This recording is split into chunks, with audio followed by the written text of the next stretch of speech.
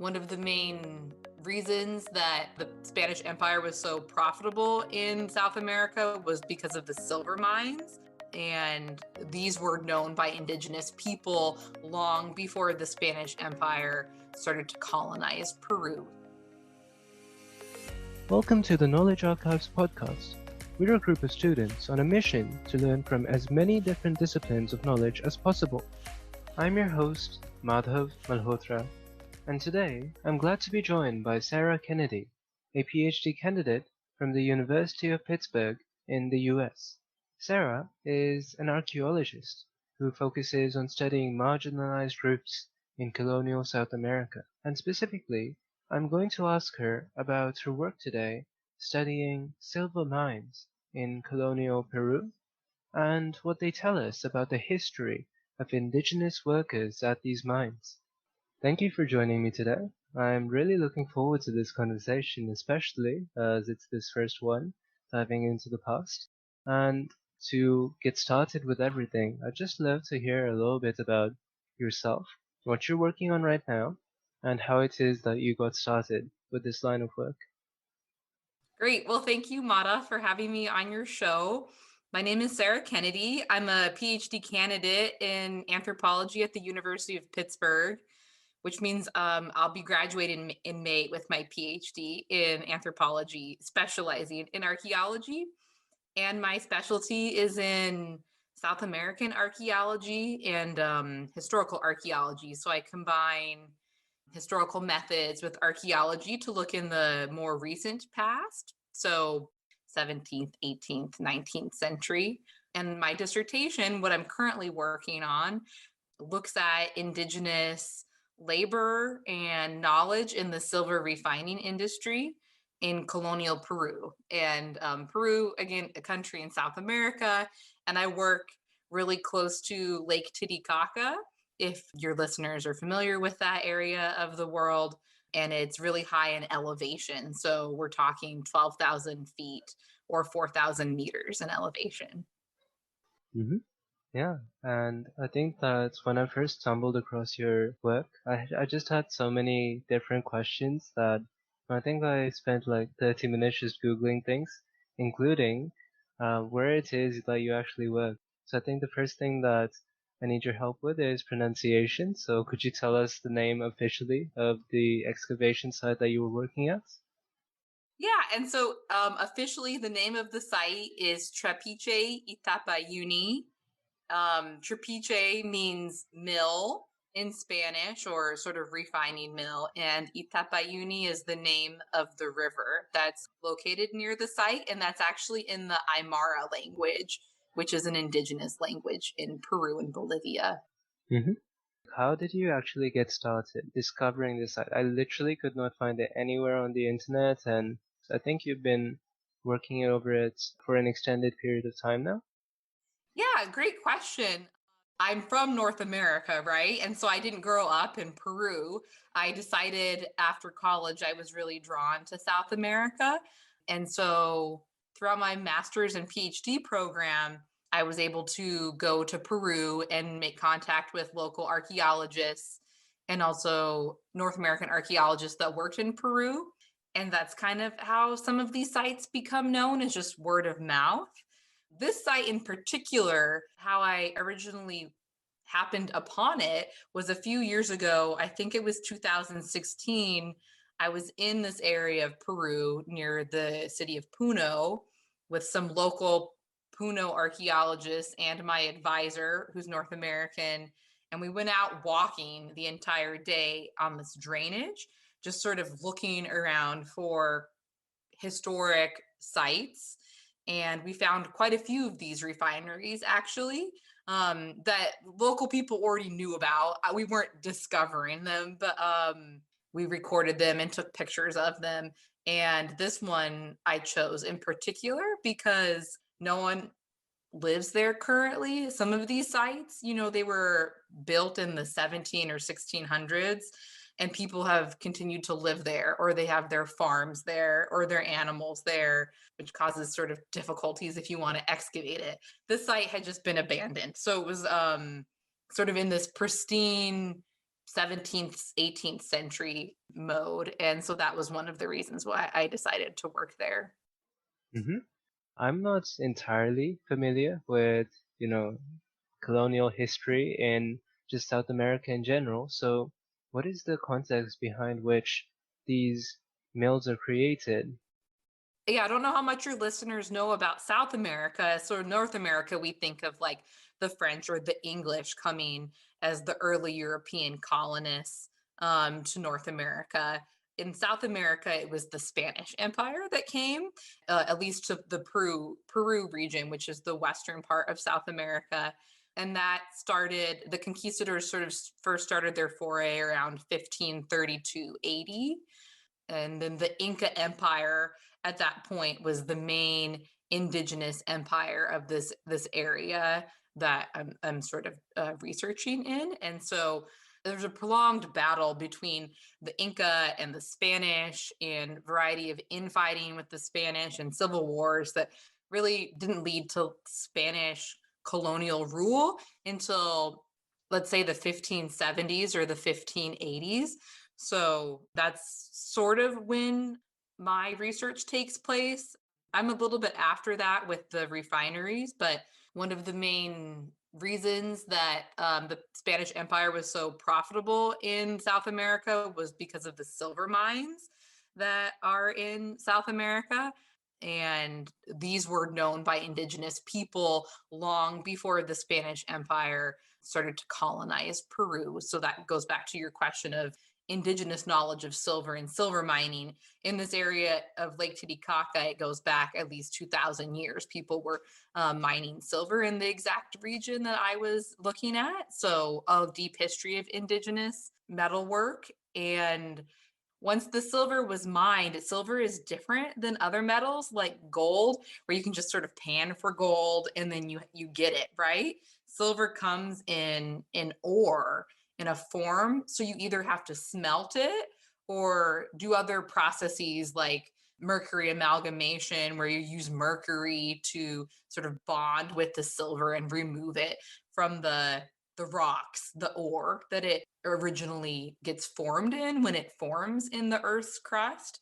And so that's why these silver refineries were necessary, is you can't just mine the silver and ship it back to Spain in your boats. You have to actually use different sorts of chemicals and elements and heat it and pulverize it and breathe in dust and fumes to finally extract the silver. And I think this is where I have all of these little rapid fire questions that somewhat about me not knowing much about archaeology. And I guess the big elephant in the room is, well, when you are, say, excavating the sites, like, is that what archaeology mainly entails? That you just have those pictures of people digging up in the ground and finding new remains? Um, did we do that? Yes, we did that, if that was your question. For my archaeology project, my research questions were very specifically linked to how did the people who worked in this refinery live, and what was their diet like? What was their daily life like? What was their lived experience? And so I needed to dig in the dirt to find that. Other archaeology projects actually don't involve digging at all. I remember learning in college that the other half of archaeology is called survey, where you go out and you walk, you do like field walking, or you use drones or satellite images to locate archaeology sites. And just knowing where sites are can answer research questions. So it's not even always about digging, it's about knowing how the sites interplay with each other, and then what that means for your larger questions about human society. Hmm. And as an archaeologist, is it just unique for you that you are at this blend of being an historian and an archaeologist, or is it usually like, you have some field archaeologists and some historians? Good question. So there is a field of archaeology called historical archaeology, and so that is where I fit. There are historians that study this time period. There are archaeologists that work specifically that study it. I'm trying to do both, which is quite an undertaking because that means I had to take courses in both history and anthropology and archaeology. I learned Spanish. I learned how to read old Spanish paleography or cursive handwriting. Well, that's not something you hear about every day. Amidst all of that learning, keeping up with all of these skills that you need, what do you get to do for fun, like when you're not excavating or digging through remains? What I do for fun is a funny question. When I was a student, instead of leading my own project, I would do a lot of things for fun. I would go hiking. There's so many different archaeological sites to visit in Peru. It's quite amazing. Going back thousands and thousands of years, there's a really deep scale of human history. So I visited, Machu Picchu. I've gone to the coast and visited Moche pyramids. I've gone to the jungle portion of Peru, like the desert portions of Peru. But as a project director, you don't really get any free time.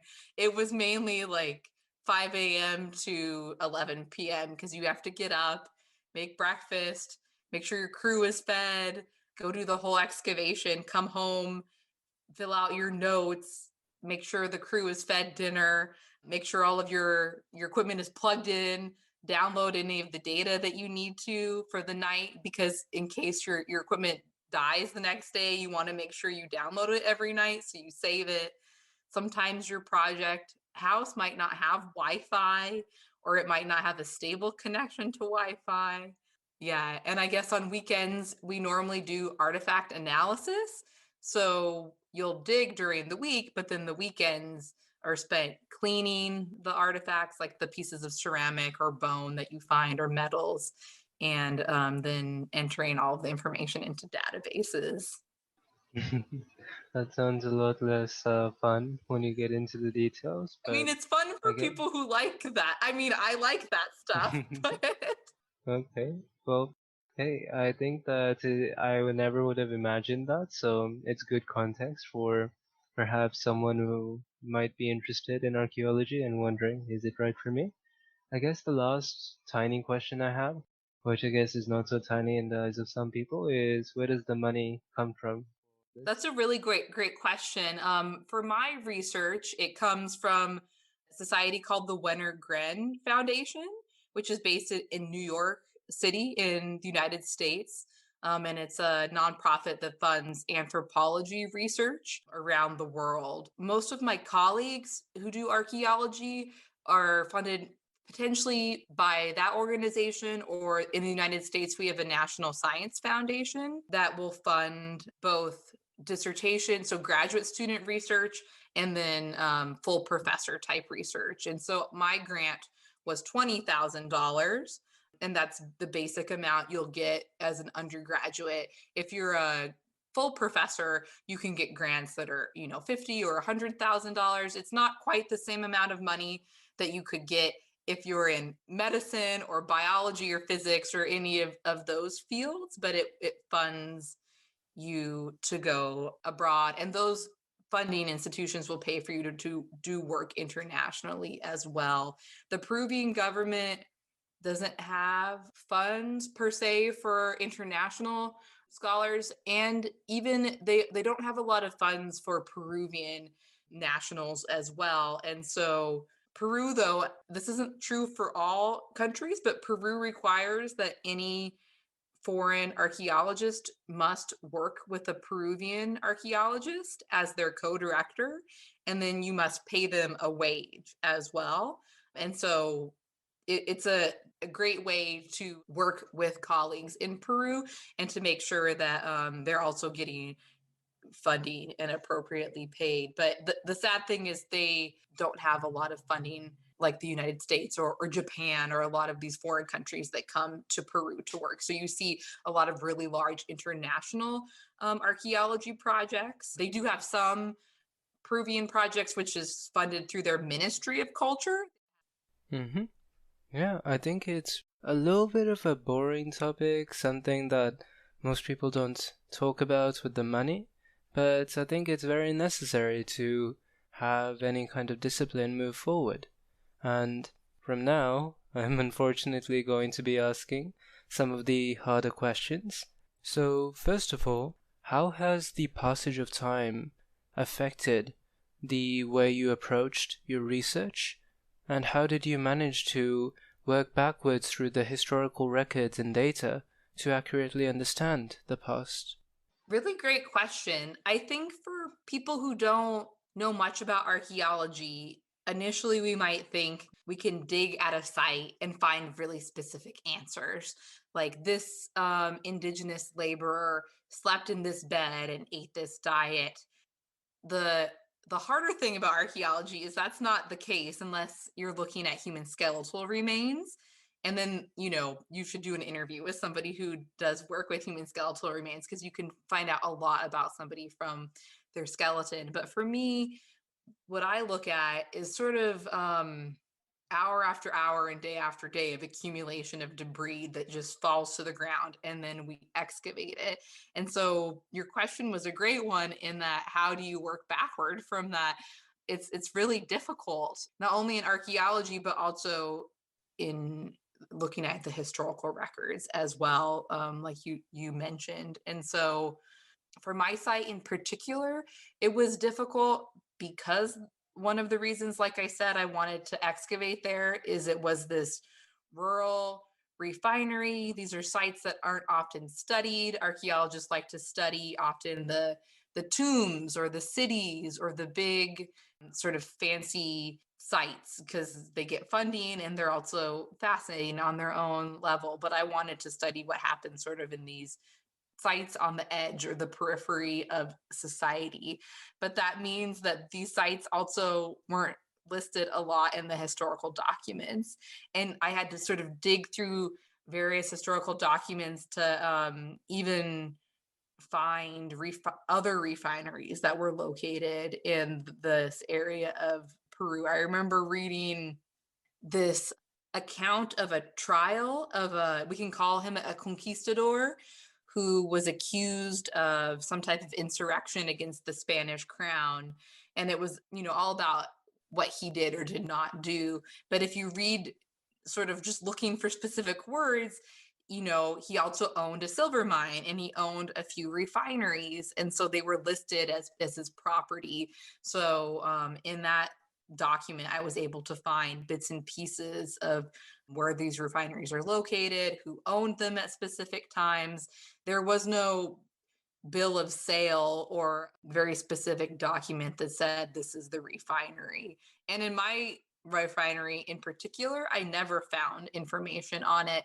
That's why it doesn't have a Spanish name. Most of them have names like Santo Cristo, which is like Holy Christ, or various saint names that were given to them by the Spanish conquistadors and mine owners.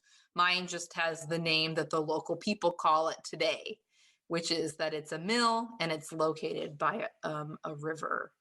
I don't know if this answers your question necessarily about how I worked backward. I guess that was more of an answer of how complicated it is when we start, I guess. And then the working backward is I guess, slowly accumulating the artifacts and the historical records over time to try to gain a more accurate picture of what was happening. Mhm. And when you're actually going about this process, so the minor detail is one, like where do you find these kinds of historical records? And then there's a more major detail that I'll get to in just a second. Okay, well, the minor detail is there are a variety of places in Peru where these historical documents are, plus in the United States and other places around the world, because it was a colony. And for various reasons, some of the documents were probably sent back to Spain. So a lot of the documents are in Seville or Sevilla, Spain, at this giant archive of the Indies. In the United States, actually, I went to an archive located at Brown University called the John Carter Brown Library. And this library actually, the Brown family became sort of enthusiastic collectors of colonial documents in, I think, the 1800s. And so they would purchase sort of these old records from the Spanish and Portuguese and British and French Empire for their home collection that later was donated for a library. So it's sort of odd that they make their way into interesting collections and archives. And then Puno itself had its own archive where some specific documents were kept. Lima is the capital of Peru, and they have their own archive as well. And then you have to factor in that this is a Catholic nation, and there are a lot of different church archives that are located in other areas of both Peru and Bolivia and other countries in South America. It's hard. It's a difficult task, and I'm not a historian. So obviously this was very difficult for me. So I used a lot of colleagues' help pointing me to the right archives to go to. Yeah, so wow, like you're just hopping around the world like physically. It makes you appreciate Google when you're not in that position. Some of I, these have been scanned and digitized. So mm. that is a really great thing, especially during the COVID pandemic. I think a lot of libraries and archives are trying really hard to make their documents accessible.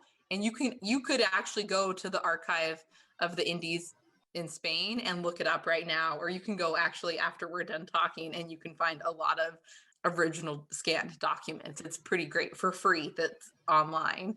Yeah, that would be very cool, and I think I could put the link in the description somewhere. And then to turn to the more major question I had, it's actually reflecting on the uncertainty of this process of deciding this source is reliable, this source is not, I can use this type of evidence to answer my question. Clearly, there's a component of individual judgment involved here, so I'd be very curious to hear about how you limit the role of your personal biases in influencing the decisions you make. Really great question. I could talk about this for an hour, but we're taught, from our freshman class in college that we all have biases as humans and as researchers. And if our research is to go to another country and to observe how people and their economy works, if our job is to go excavate an ancient culture and describe how that culture was, we're bringing our own biases to all of these interpretations. I wanted to provide an example of how bias has worked in the interpretation of indigenous mining in the colonial period in Peru. If you'll give me just a few minutes to go into the example, but I think your question really highlights this example, and it's the role of women in silver mining and silver refining, which has really gone through a really interesting transformational process. I would say maybe, 50 years ago, give or take a few decades, there was this idea that women likely did not contribute a lot to silver mining and to the work in the refineries. But this was actually based on, interestingly, what happens today in Peru and Bolivia. Because today, or let's just say in the 20th and 21st century, it's sort of taboo for women to go into the mine itself. That's seen as a male area.